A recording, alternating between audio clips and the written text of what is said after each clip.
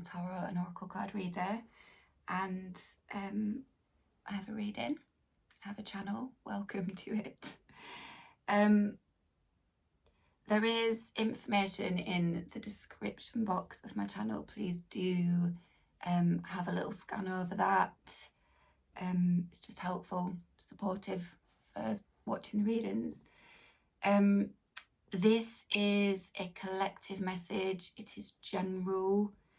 Please use your discernment when you're watching, and only take what's resonant for you. Leave the rest. It might be that none of it's particularly resonant for you, and that's absolutely fine. So yeah, please just open mind, discernment, just very, very helpful with the tarot.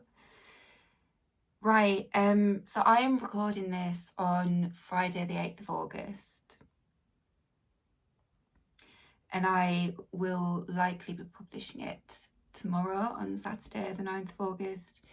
And there is a full moon in Aquarius tomorrow on the 9th of August.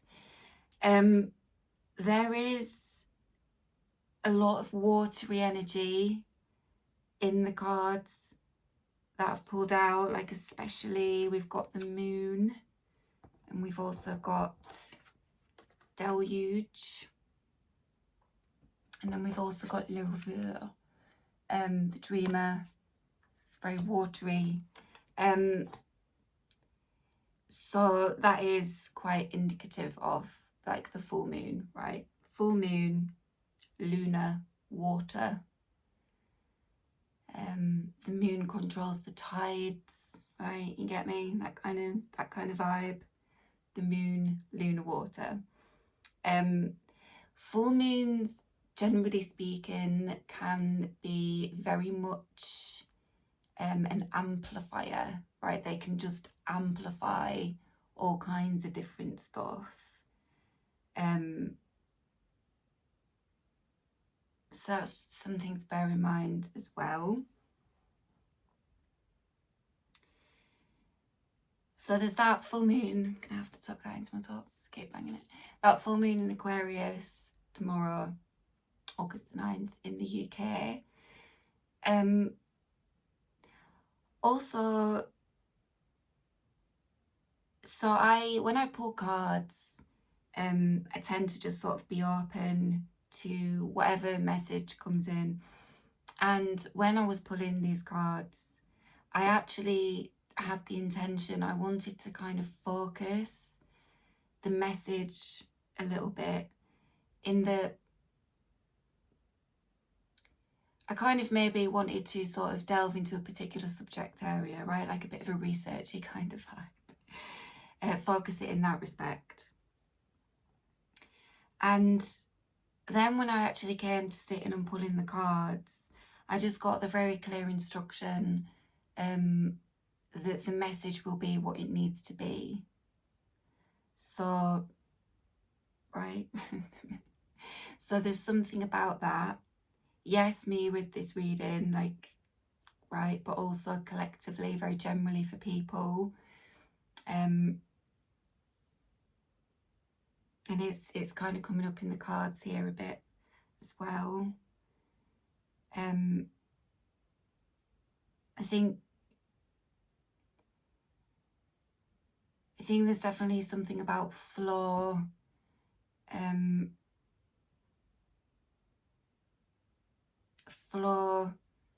also kind of practicality as well, like those two kind of energies or states, right? But there's also something just very, very clear. Festina Lente, which is a Latin phrase that translates as hasten slowly, which is a bit paradoxical, right? It's like crack on, get to it, but kind of chill as well. When I've been sitting with these cards, there's been like a good amount of paradox in it, man. And there is an idea or very much an energy that I'm actually kind of picking up on, right? Of the idea of something being hard to read, like hard to read, but is at the same time it's not quite that, right? So I'm feeling like perhaps the whole spread is actually like possibly some kind of advice or a recommendation.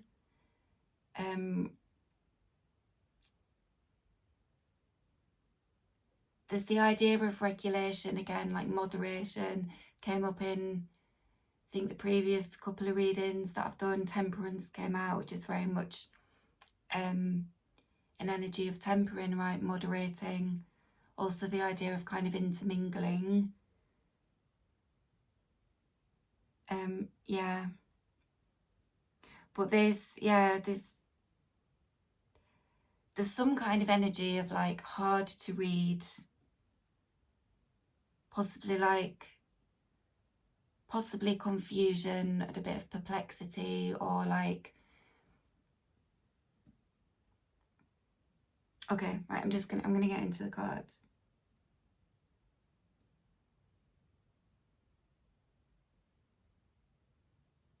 Okay, so the first card out was this Cavalier Deniers, which is the Knight of Coins. Okay. Quintessence of the practical and useful. The Knight of Coins, right, it's earth energy. Knights very typically depict movement in their element, and thus the Knight of Coins is the slowest moving knight, right? It's very steady energy, it's very pragmatic, it is very practical, solid,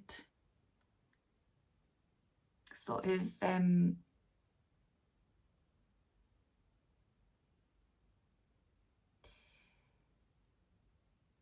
like step by step, careful consideration. It's very much that kind of energy, right?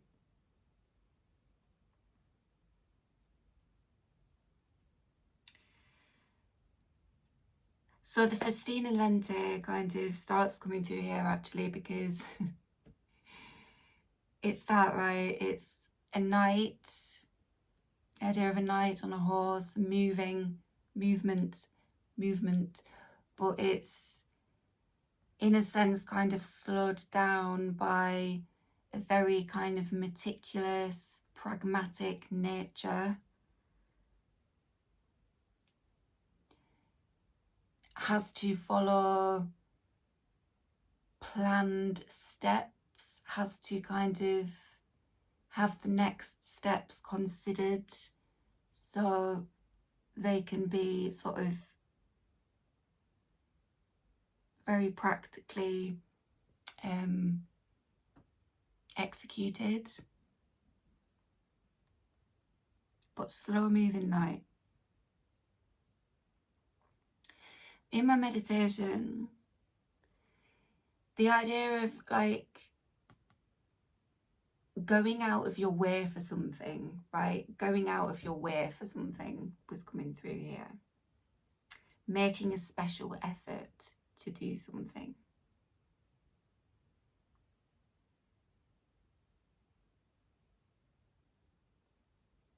And then because of the ears, like being upright, there was a big kind of attention being drawn to the ears. And they came out with Eolhx, which I know Eolhx are kind of antlers, but they have ears as well. But it was just kind of emphasised here, this idea of ears, because Eolhx is talking about communication and listening being key to understanding.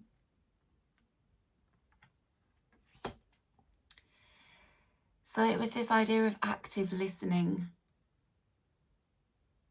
right? Active listening, which is, yes, like listening and paying attention to the words that are being spoken, but active listening is also kind of paying attention to body language and any kind of emotional cues, right? There's quite a visual component to it.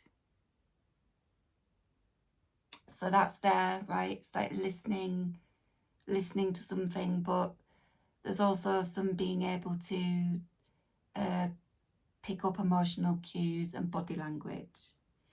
And I thought that it was confirming that that's what's going on, and it probably is a confirmation for some folks, right, that there's this real active listening. This like being very attentive and alert and fully engaged with what is being communicated. But the Knight is the active listener, right? That's what this Knight of Coins energy is, the active listener. So they are making a special effort to really understand something.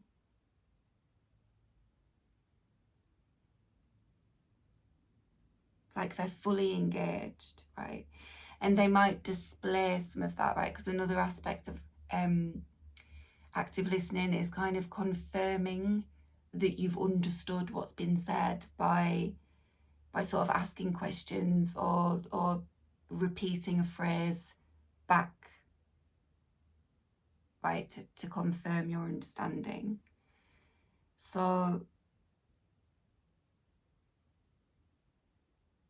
take it as it would resonate for you. It's either a confirmation that somebody is doing that, or it's a kind of a recommendation to do that. Perhaps if you're struggling to understand something, it's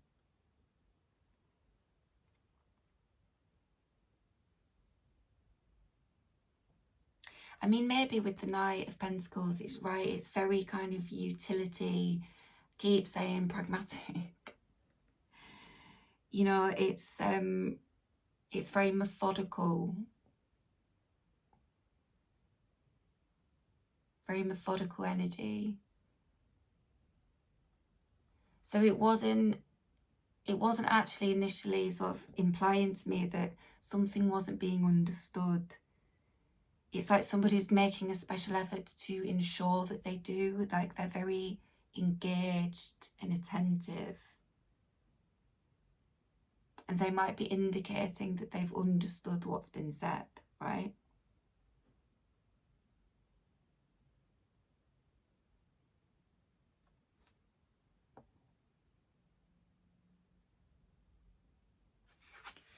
Because it came out with the Six of Wands, right? So the Six of Wands is a fire energy. So it's this energy of kind of vivification, right? Rapid transmutation.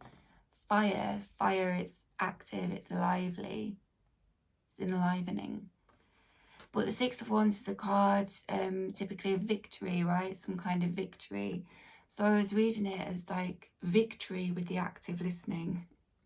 It's like, so someone is very methodical in the approach that they are taking to understanding something, and they are successfully understanding it.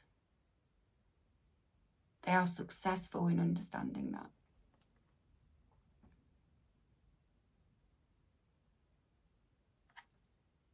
It could also be like indicating like successful engagement, right? So yeah, it could be confirming for others like there is successful engagement. If I just repeated myself, I mean in a kind of reciprocal way, right? Do I? I don't know. Right, but yeah, a card of victory and success. And sixes also in all suits in the tarot kind of are associated with like harmony and communication.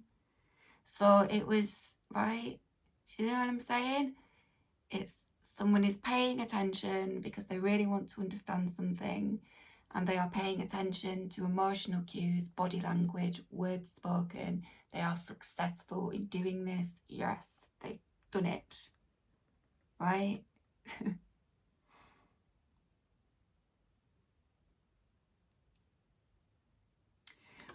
But the thing with this, in my meditation, I start with a card and eventually the figure started kind of turning, like not really fast or really erratically, but kind of turning and floating. And it was just turning and floating and floating. So, and I was getting the phrase like carried away with, carried away with, carried away with. And then a bit later I got caught in a spin. But it was the same, it was the same, like when I said about the idea of being hard to read, but it didn't feel quite right to phrase it like that. I didn't feel like it was quite what was going on. And then that like caught in a spin, getting carried away with, it sort of, it was like, it doesn't feel quite the correct phrase to use. But with the visual I was getting in my meditation, that was kind of what was coming in. Because a Knight of Coins, very earthy and pragmatic. And then this Eolhx card here, which is an elk, right? So it's this really fucking like large, earthy, grounded animal. So there is so much kind of grounded energy being indicated here. The idea of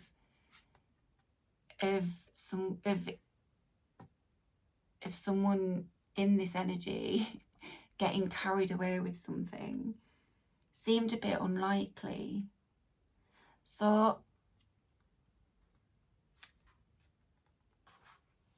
the other thing really that carried away with, right, because carried away with suggests like too much, right? It suggests someone's getting carried away with it, whatever. It suggests a bit too much.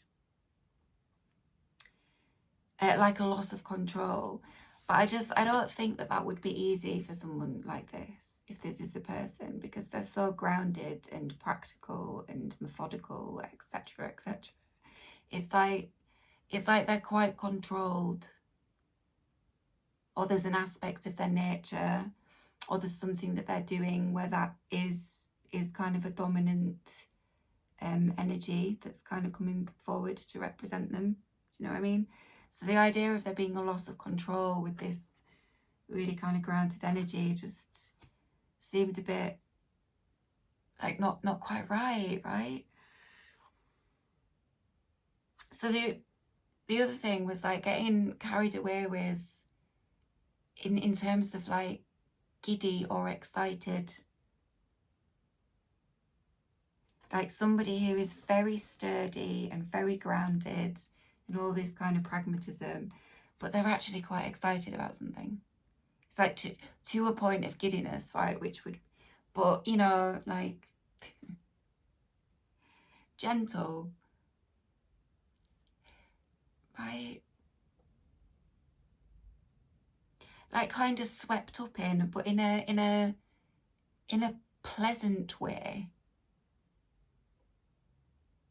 It's like maybe like a bit of a lightness of being amidst all this kind of elk, Knight of Coins energy.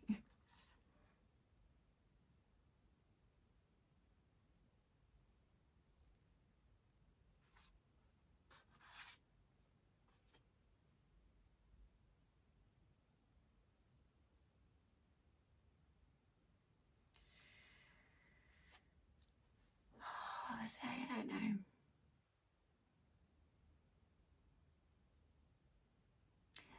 So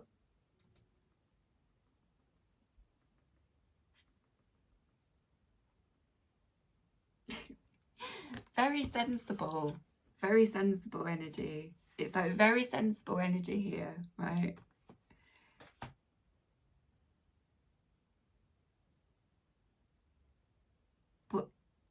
But there's something that's kind of got them in a spin. Something's got them in a spin.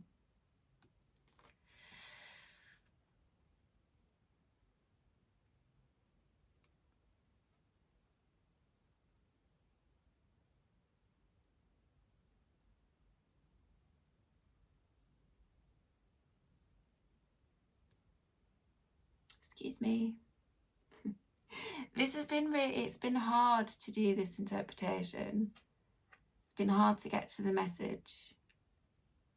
But it's because it's the energy that I'm reading. So is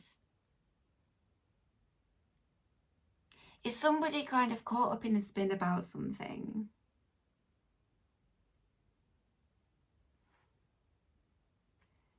They're caught in a spin about something.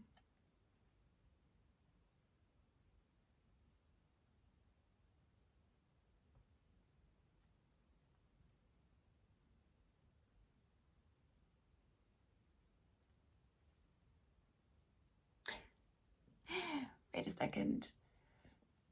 Okay, I'm back. I just had to kind of look at my notes and just think for a little bit instead of just kind of staring, which isn't that thrilling to watch, is it? Right, okay. So the Six of Wands. I think how I'm going to read this is that somebody, to say it one more time, incredibly pragmatic and quite sensible in approaches that they take to things, possibly quite generally, okay, is, I want to say, kind of victoriously and successfully enlivened and vivified by something that they have gone out of their way to understand, right? They make a special effort to understand it. They make a special effort with something. It has vivified them. And there is this kind of aspect of them that is kind of excited, but I think also possibly a little bit perplexed, because it's like they perhaps don't know how to proceed with something, which to somebody who meticulously and very carefully plans their next steps, I think could feel a little bit odd. It could be a bit odd. So the caught in a spin thing, which kind of indicates a bit of a loss of control, as well as that, right? It's like if you aren't really sure how to proceed with something or what your next step needs to be, there isn't that control. You don't know. You don't know. So somebody who likes quite a controlled approach, maybe like to know where they're at or what they need to do. They like to know what they need to do, and with something that they are excited and slightly confused about, they don't. It's like they don't know quite what to do about it. But remember, it's a card of success. It's the Six, like victory. And it's fire, it's wands, which is an active energy. So it is indicating, isn't it, to maybe not worry, because success.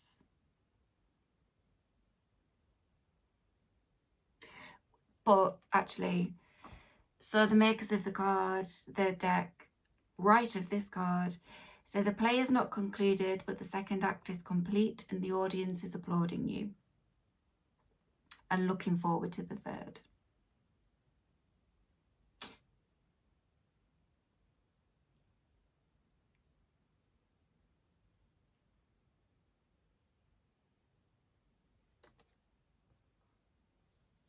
But I think possibly they're the audience because they're the active listener, right? So it's like a double duty card. It's got a couple of roles there. They successfully, actively listen. But right, yeah. They're paying attention to something that's not yet complete, but it's kind of, it's a couple of acts in, so to speak, yeah.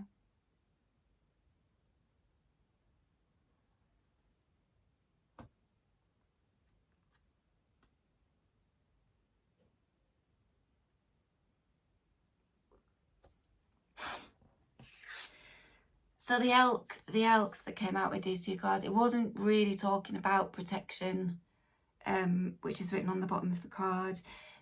What is written on the card, what I've taken from it, is bugle calls, communication rules, listening is key to understanding. And then I've written in capital letters, find your voice.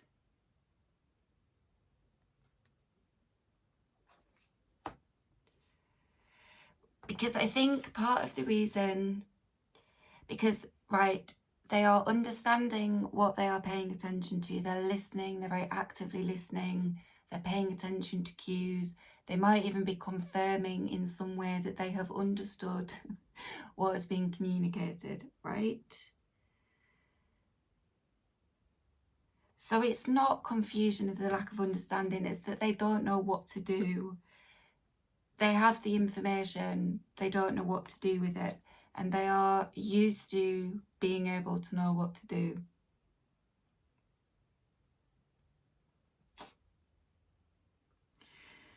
So there's something about a particular, like a question. Hang on.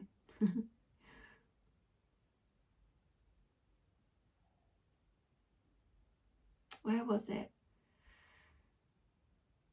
Right, conundrum, the idea of conundrum, right, because Madame Lulu's here. She's the underlying of one of the decks. Madame Lulu encounters conundrums like rocks and hard places, like being stuck between rocks and hard places. She's familiar. And it was a conundrum type vibe to me when I was trying to do the interpretation. So it's like the knight has encountered a conundrum. That's it, right? And a conundrum is a confusing and difficult problem or question. So then I've put here, to proceed with a plan, a question must be answered.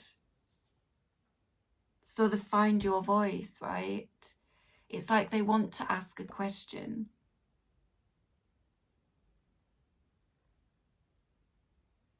They want to ask a question because it would inform the next step, or because that idea of the quintessence of the practical and useful, right? It's actually, it's like a piece of information, the answer to a question that is actually just incredibly practically useful.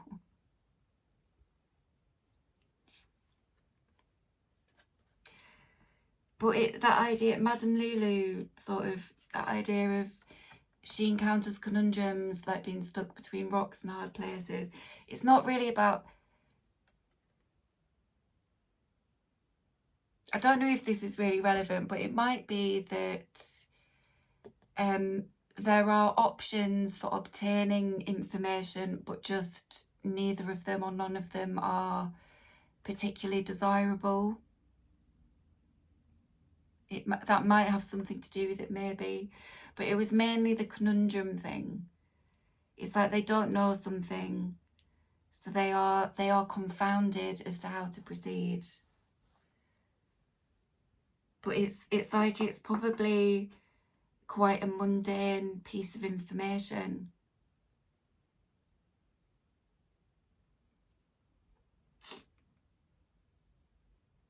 Right, so they're caught in a spin because they don't have it, because that can be really frustrating, can't it?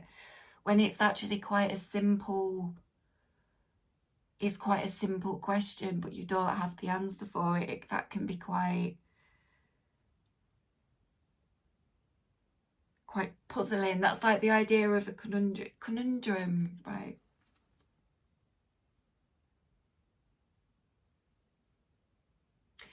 Maybe it's like a difficult question to ask, or it's just,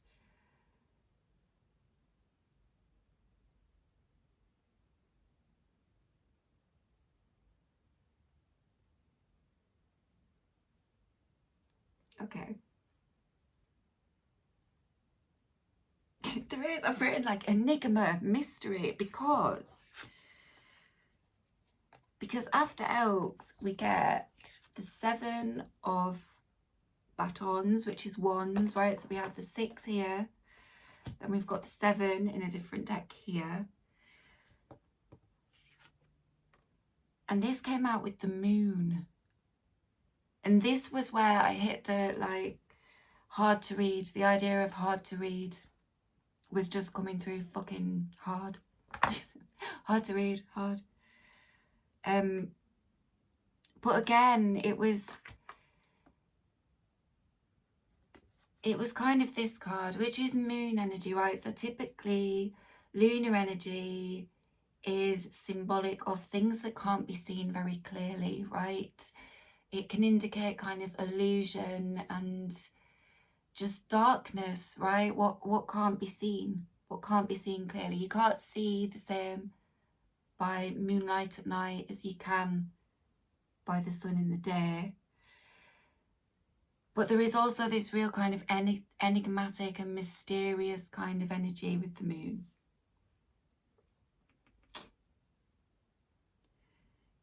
But none of that was really the primary kind of message. So firstly, the full moon in Aquarius, right, that I mentioned, is happening tomorrow, Saturday the 9th in the UK. And the moon card, right?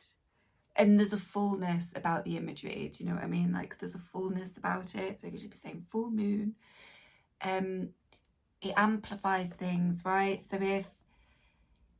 if one is feeling a bit perplexed or confused, it could just be literally for a few days. There might be a kind of amping up of that, and then it'll kind of settle, so, right? But it was this kind of, this was where the hard to read thing came in, right? Like quite strongly. But it was funny to me because it was like, well,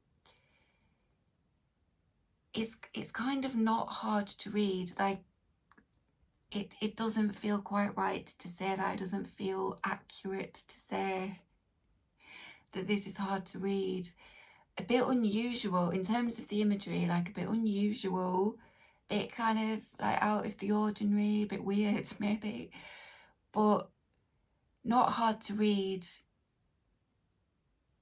It's like, it's actually like a lot of information. There's a lot to go off there. There's a lot to go off. There's a fish here, there's a lobster, there's a woman wearing an outfit of, what are they, like round balls, mini moons, like bubbles? Are they spongy? Can she lay down and roll down a hill? There's quite a lot. It's like, it's hard to read. The phrase is sort of meaning like something that doesn't give much away, right?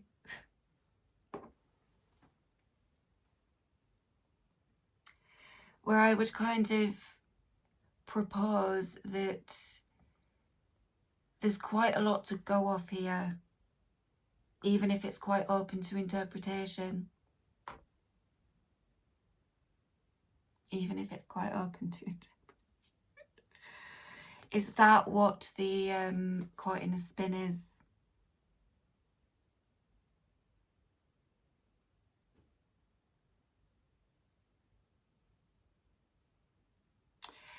Somebody would like there to be a clear and defined next step with something.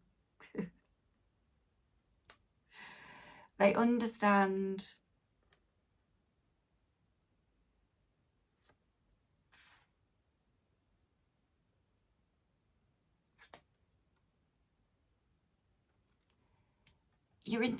It's interpreted correctly as well, okay?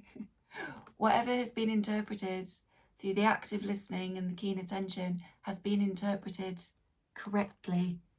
You have successfully, you've been victorious in understanding, right? So even if something is quite open to interpretation, if you are identifying with this pragmatic energy over here, you've interpreted it correctly.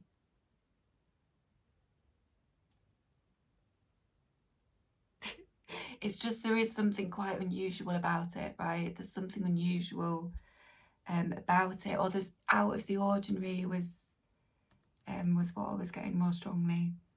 It's just a bit out of the ordinary.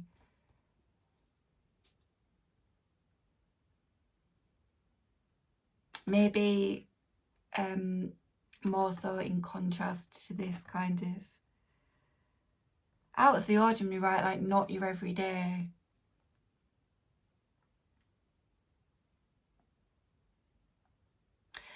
So wanting to know what the next step is, how do you proceed with something in your daily life, in your daily experience, how do you kind of incorporate this, or how does this, is that the right phrase? No. How do you utilize this? How does the Knight utilize what has been understood? How do they practically apply what they have understood? What the extraordinary or the out of the ordinary thing is that they have successfully understood, are they a bit confounded as to how to apply it?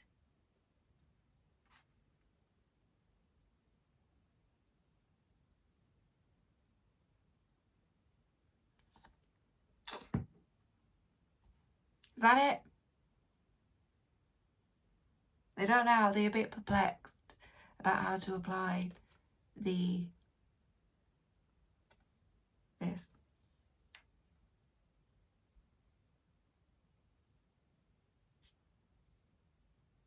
Let's have a look. Right, so with this, I just came across a quote. The beautiful is always bizarre. Charles Baudelaire. The beautiful is always bizarre, right? And then here, with this guy, utility is not anathema to beauty, and pragmatic is not without charms. Festina Lente, hasten slowly.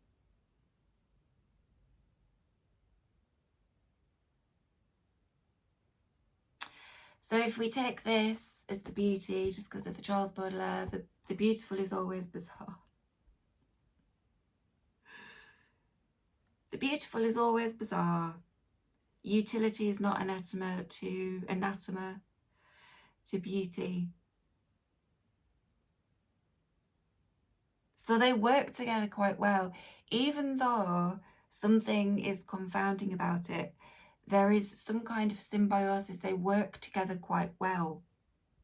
You can do something. You can do something. You can do something with this. So to go back to the active listening and the fact that the play is not concluded.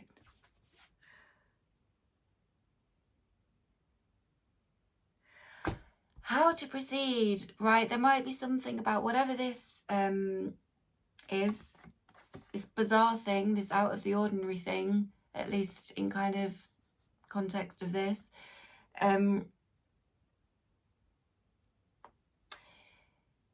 A lot has been understood from it successfully, but it might be telling you how to proceed with something.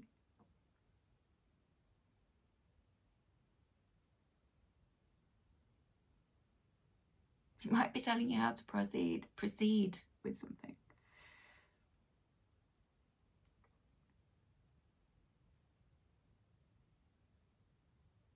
So the authors of this deck, they write, you can only know by setting foot yourself on the path when the sun is set. So there's something, right, for this one.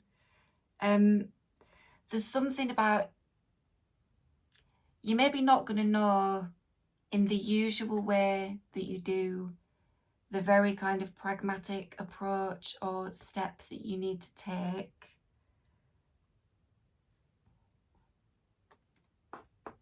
Festina Lente, hasten slowly, no need to rush. But it's like you're gonna have to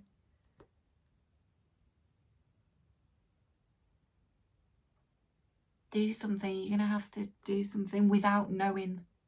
Maybe without knowing what the outcome will be.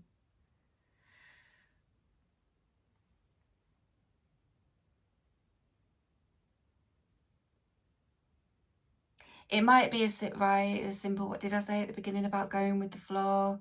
It's not necessarily something a Knight of Coins energy would necessarily be able to do. There is a suggested kind of control and structure here, right?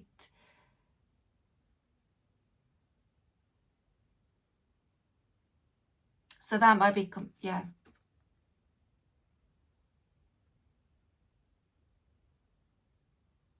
So setting foot yourself on the path is like going with the flow, right? Let subtle sight inform your actions. So back to the active listening, if that's advice for people or a recommendation, the subtle sight, right? So it'll be things that you notice beyond what's been spoken. Subtle sight. It'd be more those more subtle, kind of less obvious things. Let them inform your actions. My tummy. Ridiculous. Absolutely ridiculous. Doesn't make these noises when I'm not like recording. Ridiculous. Right. Okay.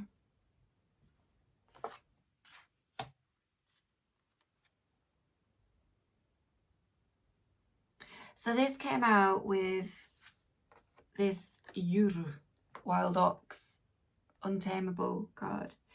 Again, it's not...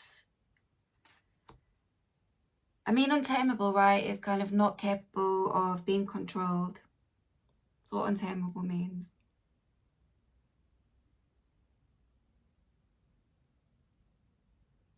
So taking a super pragmatic approach to something that perhaps just requires more flow, a bit more going with the flow, and not, right, moon is a bit of an energy of like the unknown as well. It's like going with the flow and not kind of always knowing what the next step's going to be.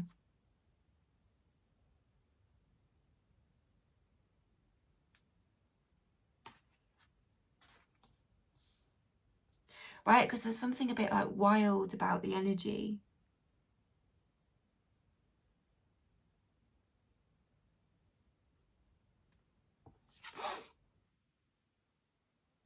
But actually, the word I kept getting with this when I was sat with it was unknowable. Unknowable. But it was just... It's like it's not really unknowable. All there is, right, the moon can just be really vast collective energy that represents like enigma, mystery, things that can't be known. It can represent that, okay? There's a lot that can't be known, but something can. It's like something's not really unknowable. It was just bringing in the idea of something specific needs to be known or wants to be known for the next step to be taken.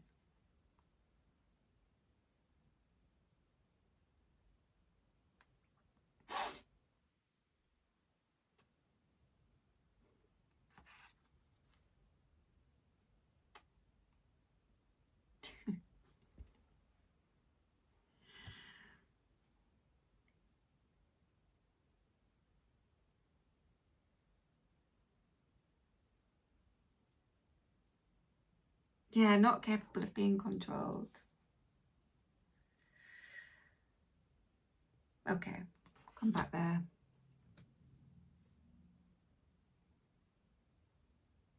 Let me see if I've missed anything.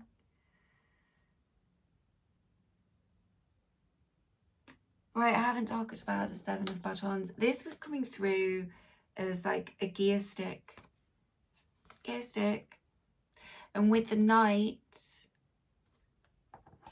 and this kind of looking a bit like petrol, bit of petrol, but there was like this analogy of a car. So it is, I mean, that's absolutely just confirming like, and the hasten slowly, it's this idea of like means of conveyance, manner of conveyance. How do you convey? How something's conveyed? Movement towards, again, that idea of like distance, of like closing a distance, right? Like moving.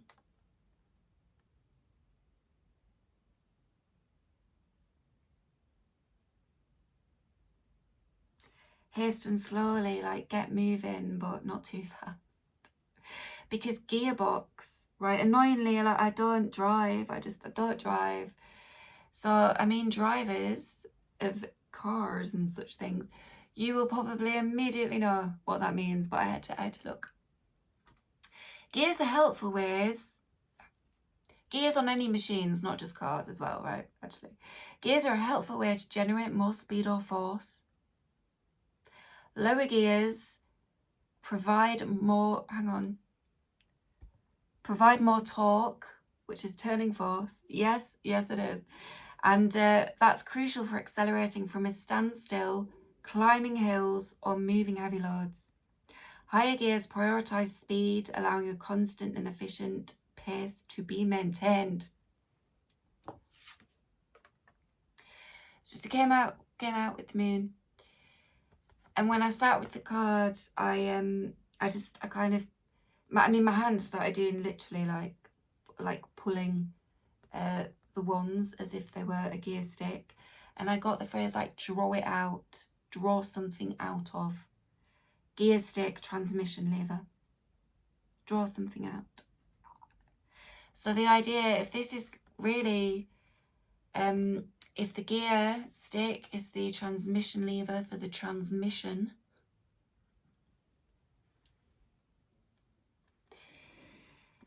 whatever this is representing, right, this unusual offbeat thing here, possibly amplified by the full moon in Aquarius.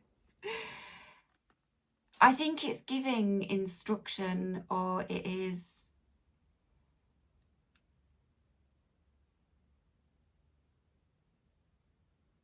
transmitting the energy, right? It's indicating what energy needs to be moved in. It's the hasten slowly.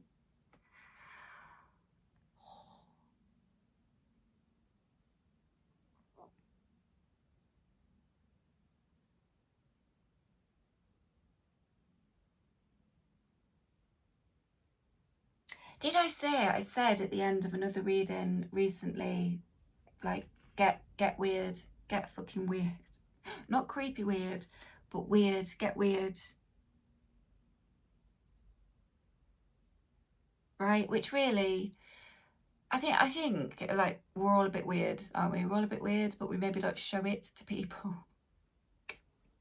Maybe don't show it to people. There might be something there about like just being yourself, right? It's like, get a bit weird. There's something specifically where if it's coming through as this kind of moon energy here, it might not be about approaching it entirely in this really kind of super practical, earthy, grounded. Maybe that was what the imagery, you know, the swirling was meaning. It was saying like, be a bit less grounded. Be a bit less grounded. Like, get fucking weird. If you are ordinarily very pragmatic, really sorry that I've said that word so much. If you're really kind of pragmatic, grounded, super sensible, take really sensible steps, there's a bit of a suggestion here for like, if you're a bit stuck with how to proceed with something, you're just kind of not seeing the way forward, it might serve you quite well to just maybe just do the unusual thing.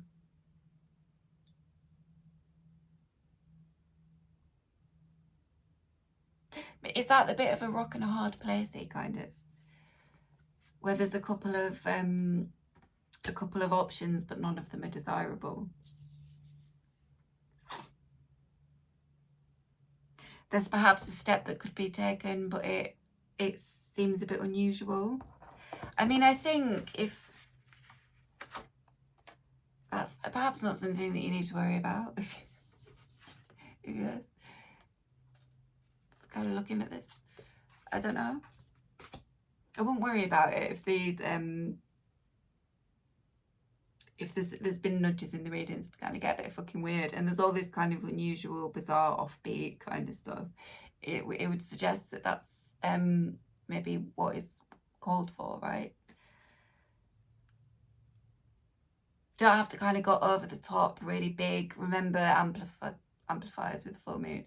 You don't have to sort of be like super fucking mega over the top so you're uncomfortable or make anyone else uncomfortable. And it, right, that would have confused things. But it might just be like, do the out of the ordinary thing. Maybe that is the next step.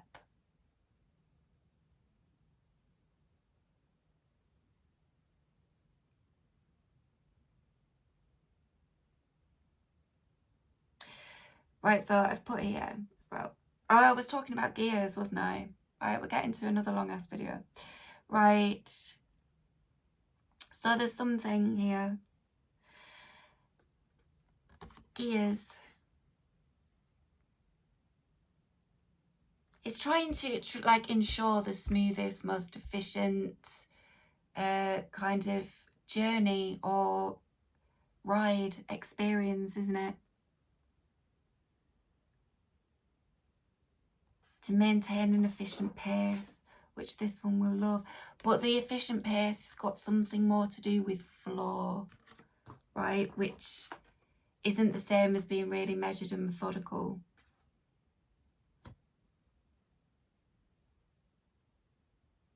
Is that what the transmission gearbox thing is talking about? Like you, right, yes. Like you have to change gears when you're in a car, don't you, depending on what surface or terrain you're on. You have to do that. The same gear won't serve you kind of on all different terrains. There's something here about a terrain that's just unusual or whatever, or it's out of the ordinary. Right, where you have to change gears. You have to change gears. Might have to flip into a more unusual gear for some people, right? That might be what the kind of guidance is. So the creators of this beautiful card write, back and forth this way and that, conversation and traffic are two-way affairs, and any imbalance becomes readily apparent. Hasten slowly, right? Because the other thing with this, it could mean a lot of like waiting or a lot of stoppage, especially, right, if you're kind of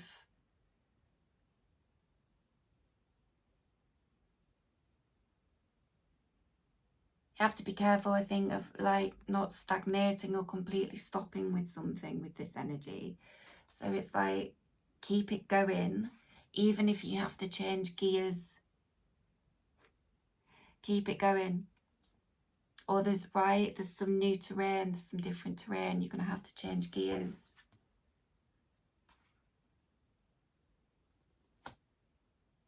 So it might be a bit like a speed up without going too fast. Going slow, but not too slow.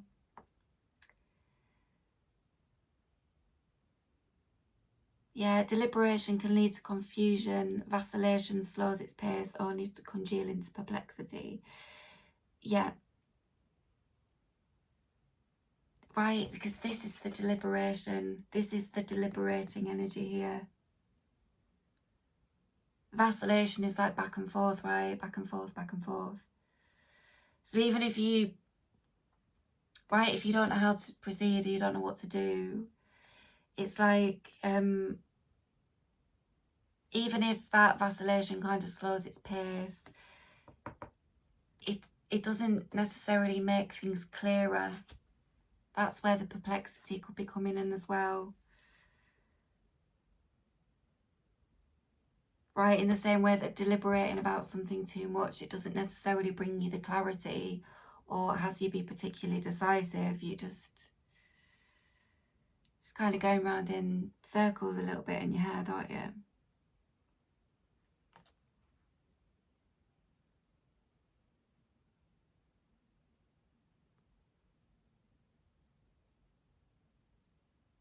It's like you need to keep it moving, man. You need to keep it moving. Even it, right, you just need to keep it moving. Even if it's slowly and you don't know entirely what the fuck you're doing or what you need to be doing or whatever. I think the point is you just kind of need to make sure you keep moving. And when there's changes of pace, changes in consistency as well, perhaps. Just like go with that flow, because it keeps you moving. Don't want any congealing into perplexity, right? Or confusion. Or we want to like minimize that.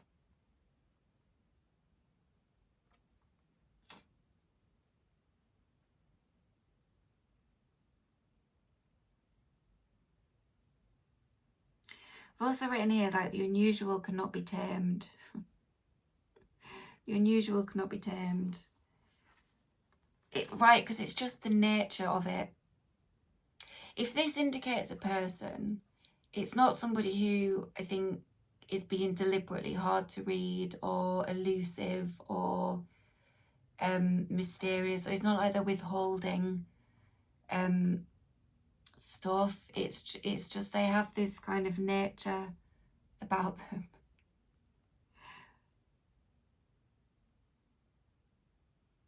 They might be very go with the flowy as well, right? That might be like a kind of difference. So the listening is key to understanding thing as well.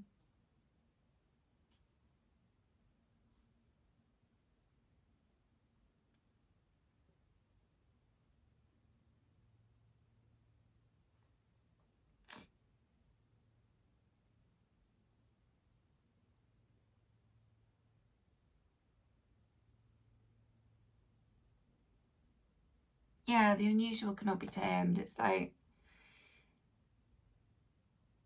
I think it's just that. I think it's kind of an aspect of someone's nature, or it's just the energy, right? It's just the kind of the much broader energy at the moment. It's just like, it's nothing you can really do about it. It can't be tamed and controlled. It's about kind of moving with it and working with it, and it'll just be less stressful, or at least being aware of it, right? Which, yeah. Let subtle sight inform your actions.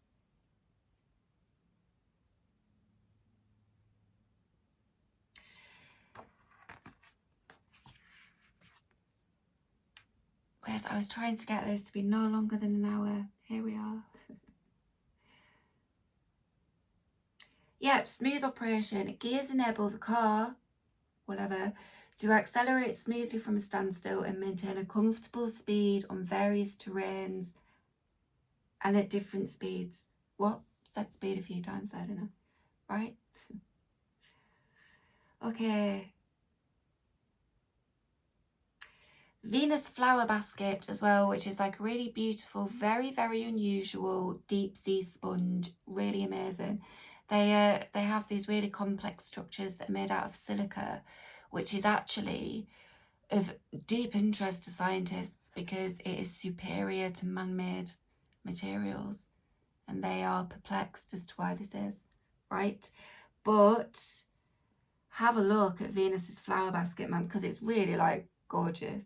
So there's this idea of like natural structure that's quite awe-inspiring and beautiful, intelligent design, which is the idea of flow, right? I think it's the idea of flow.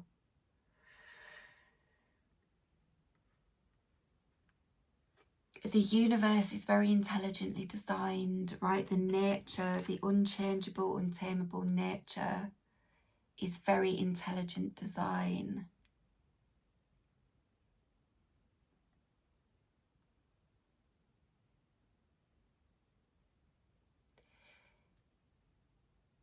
It's very intelligent design. Human-made things are a bit more kind of practical and pragmatic, aren't they?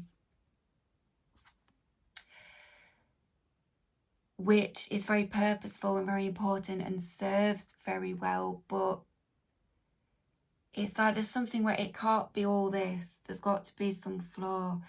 And if people are very kind of, they like things to be controlled and quite set, they like to know definitely, there is something or some particular energy that they're having to move through where it's flowy and it's unusual, because that's the intelligent design.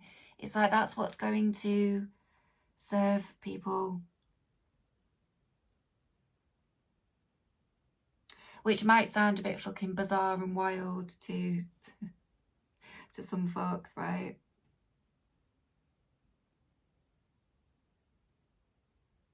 You can only know by setting foot yourself, so you, right? You have to just kind of do it.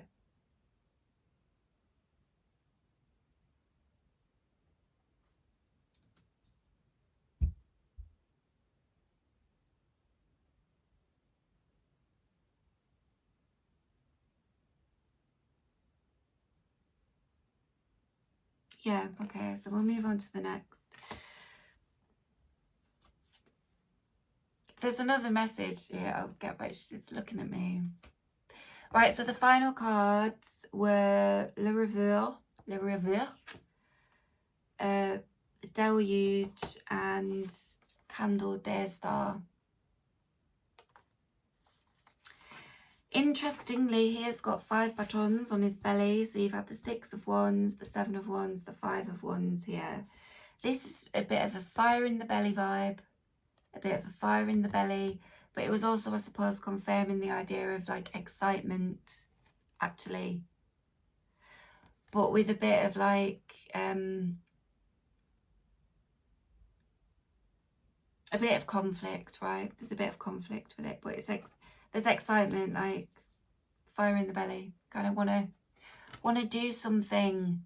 Right? But hasten slowly. Festina Lente, people. Right, but he's also wearing a garland, which was bringing in this idea, because garlands, right, they just represent, they're symbolic of like respect, honor, like they're a gesture, but like blessings, capital letters, blessings.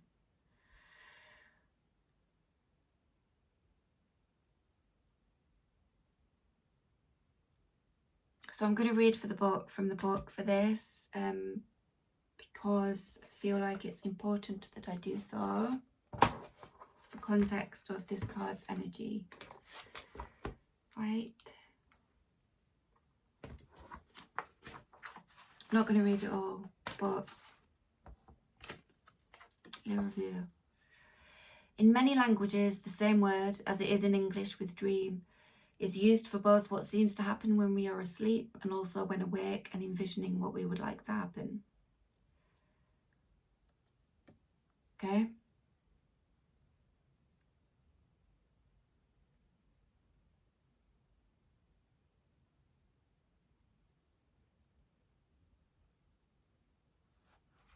What else? Oh, this is an idea of like dream hermeneutics, right? Hermeneutics, which is like interpretation. So again, something has been, I said it over here tonight, something has been correctly, or it has been interpreted correctly, it's been understood. If there is confusion about something, actively listen, like pay attention to the body language, the emotional cues, as well as the words that are being said. That might be necessary for some people. For other people, it's confirming, like, I think you've been successful in understanding, you have understood correctly what has been communicated. Even if you don't know how to proceed, that doesn't mean you haven't understood what the crack is. It might relate to a dream, right? Something you envision for yourself. There might also be stuff in your dreams as well. Always dreams. Always dreams. I don't think I really have time to read from the book, so I will just read what I took from the book. Okay.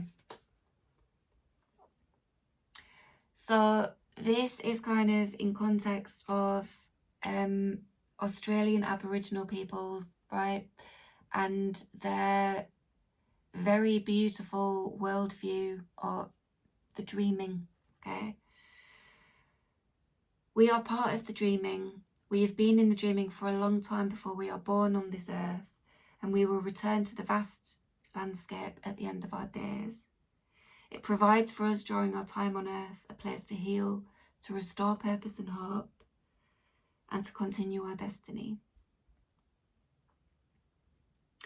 Though many of the stories of the dreaming tell of Genesis, they do not conceive of the dreaming as a time fixed in the past, present, or future, nor as a time at all. Auntie Udguru Nunnakul, who is a 20th century activist, poet, veteran, environmentalist and educator. She was born to Minjerribah in Queensland, has written of European colonisers. We could not understand your strange cult of uniformity, this mass obedience to clocks and timetables. Puzzled, we wondered why the importance to you, urgent and essential. So it was that bit, this kind of obedience to kind of structure, right? All different types of structures, and maybe very specific timing and steps taken, and all of that pragmatic, like super pragmatic stuff, right?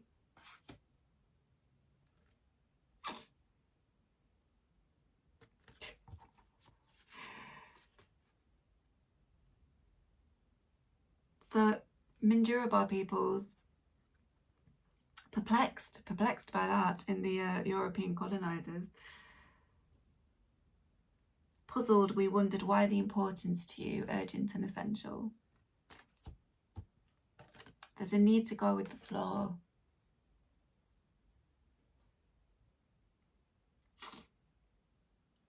Who is the dreamer and what is the dream for? Grasp that a dream and a dreamer can be so much bigger and more complicated than what we usually mean by those words in English. Remember to learn and dream in both old and new ways. And when accepting, honour the reciprocal relationship intended.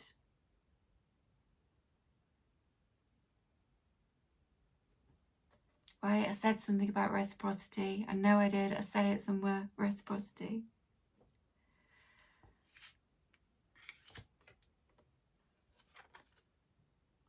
If something is indicating to you that it is necessary to go with the flow, let's keep it simple, right? And say it's that, to go with the flow, to actively listen and understand, but go with the flow, maybe do the unusual thing, maybe get a bit fucking weird, man, right? It's good for you. Embrace, right? Embrace it. Embrace it.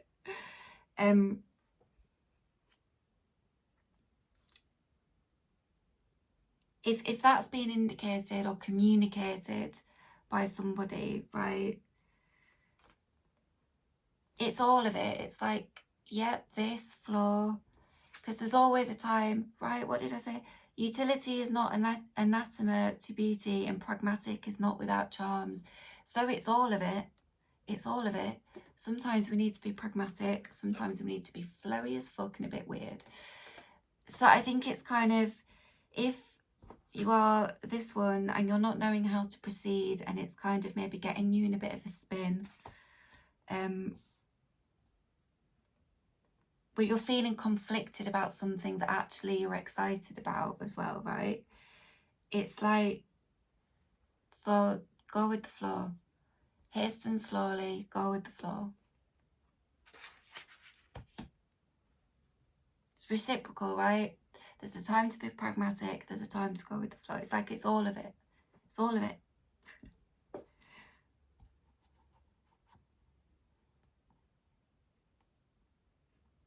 Grasp that a dream and a dreamer can be much bigger and more complicated than what we usually mean by the word in English as well. So that could be the unknowable. That could kind of be the unknowable aspect, right? So honour it. It's a blessing. It's a blessing. There are just some things that we can't know, right, as well.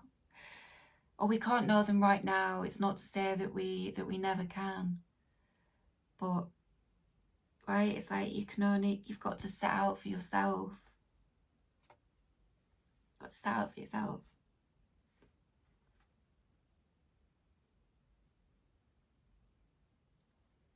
Okay. So the medicine for this was simultaneous agency and receptivity, the power, support, and ability to dream into being. The poison, however, was do not try to fix your dreams in time as if they were pinned biological specimens in a natural history museum. So just, right, try not to be too rigid and too, like, needing to know what the next definite step is or what the next outcome is going to be, right? If I take this step, the outcome will be this and this and this. It's like, just chill back, chill down, chill with that a little bit.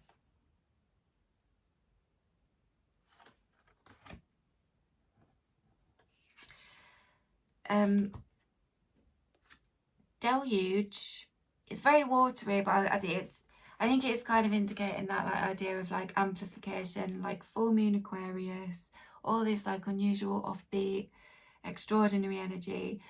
But this was just indicating, like, speak in the water, which is it fuel for the the car, the metaphorical can't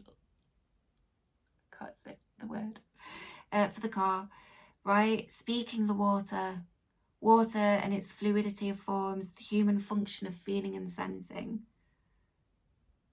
It's like that's kind of the fuel.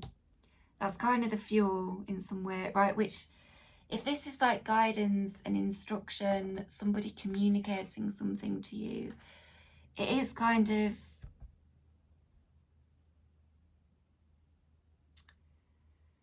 speak in the water, microphone. Water's force is cumulative and persistent. That came up in a reading last week as well, or the week before.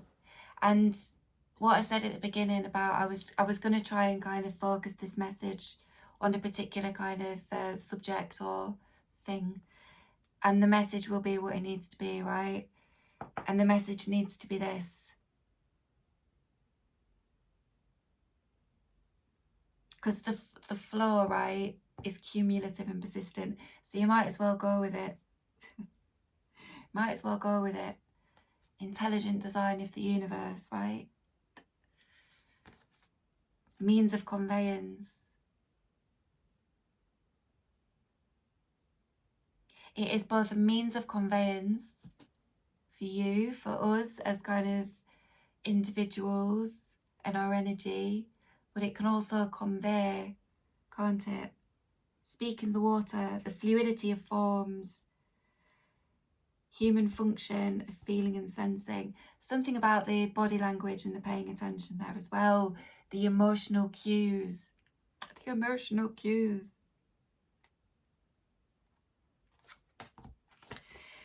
And this came out, so Daystar. Daystar is like a poetic term that can refer to Venus as the evening star. It can also refer to the sun. And Lucifer as well, like the name Lucifer, which translates as light bringer. And I think in certain sort of religious texts, it can be very symbolic of like light, hope and new beginnings. But from this one, 2 locks on one door, 2 flames, not the same, but lit from one match. Know that you are eternally ignited. 2 keys are needed to unlock a door. Trust your flickering wick holds your flame. Hail and shore. You're gonna be fine. Because the wands, right, all the fires there, the 6 here, you've got the 7 here. And you've got the 5 here, like the wands. The flames are being held. The light isn't gonna go out.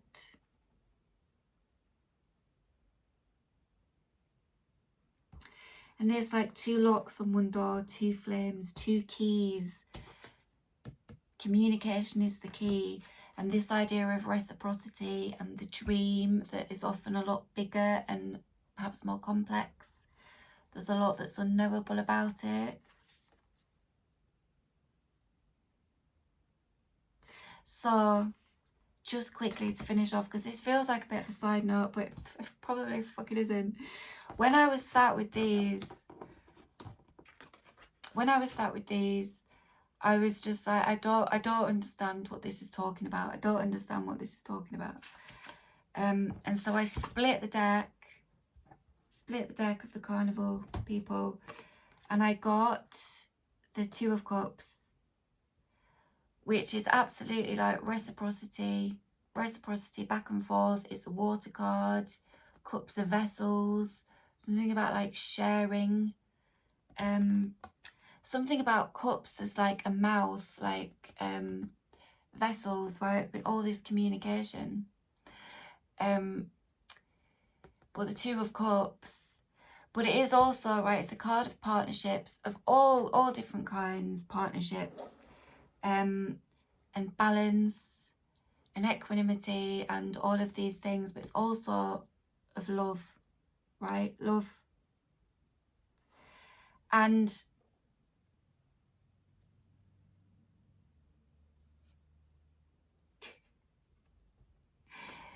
Madame Lulu is looking at me, and I feel like she's like, I'm going to make you say it. I'm going to make you say it. Because this is relevant in some way to someone, just to a person, to some people, I don't know. It's quite specific, but it's so kind of mundane that I was a bit like, can't be that.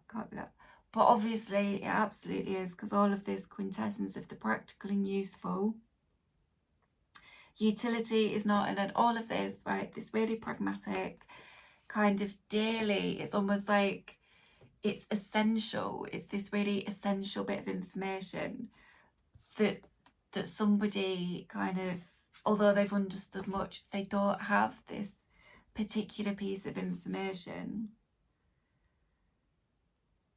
So part of the reason why they perhaps don't know how to proceed, I've said other stuff that gives this more context. Now it just seems like a random fucking bit that I'm popping on the end. But she's like, yeah.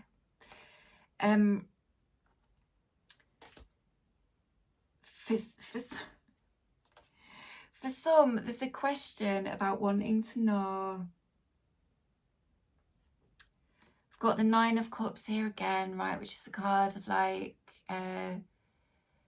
nines are very independent energies, like independent, like realized energies, right? So it's usually depicted as like one figure, and they are by themselves, and they are in their joy, and they're in their happiness. They're in the Nine of Cups. So these are the underlying energies, right? And then there's this magician kind of looking, and you've got Madame Lulu here. She's like, conundrum. Somebody, I think, is wanting to know if somebody is single. That's what, it's part of what perplexes. Although there's much that they've understood and they're excited about, and they're a bit like, whoa. Part of the perplexing thing is that they are looking at someone and they're like, are they single? So yeah, they are. Right. Confirmation that you are in fact looking at a single person, right? That's for somebody very specific. Right, because love, partnership. What's it about? Love and partnership. So they're single, whoever's been wondering. Whoever's been wondering about somebody. Right, because it would be a difficult question, or maybe it's just hard to ask, so it feels unknowable, or it's just been an unknown. Maybe it's a hard thing to ask, or a difficult thing to approach, perhaps, right? That's all there, but single. Single. It's funny, right? That's funny. Okay, so I hope that was helpful for people. I was trying to have it be a shorter video because anyway, it doesn't matter. Have a lovely weekend. Have a lovely full moon in Aquarius. Remember, things can get amplified, so it's always just worth bearing that in mind. Right, feelings can be amplified. Okay, all right, let's take care. Thank you for watching.